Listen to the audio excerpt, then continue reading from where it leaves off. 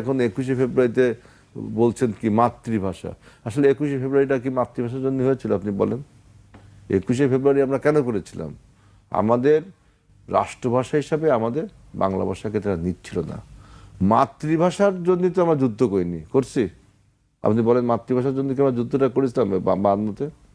না, আমরা বলছিলাম যে আমাদের মাতৃভাষাকে রাষ্ট্রীয় ভাষায় মর্যাদা দিতে হবে, এই ভাষায় সরকারি প্রজ্ঞাপন হবে, ওই আইসিএস না ওই যে সিএসপি পাকিস্তান সিভিল সার্ভিসে পরীক্ষা দিতে পারবো, সরকারি প্রজ্ঞাপন বাংলা ভাষায় হবে, উর্দু ভাষায়ও হবে, সিএসপি পরীক্ষা আমরা সবটাই দিতে পারবো। ওরা বলছে না বাংলা ভাষা হবে না, এই নিয়ে তো যুদ্ধ। এখন আপনি দেখছি ওইটাকে করছেন কি আন্তর্জাতিক মাতৃভাষা দিবস হিসাবে আপনি ইনকর্পোরেট করে বলছেন যে আমরা আমাদেরকে গ্রেটনেসটা আরো বাড়ালাম। আমি তো মনে করি আমাদের 52টাকে আপনি ভুলাই দিলেন। 52 যে আমরা যুদ্ধটা করলাম, মানে সংগ্রামটা করলাম কি জন্য? যে মাতৃভাষায় রাষ্ট্রভাষা হবে, তাই না?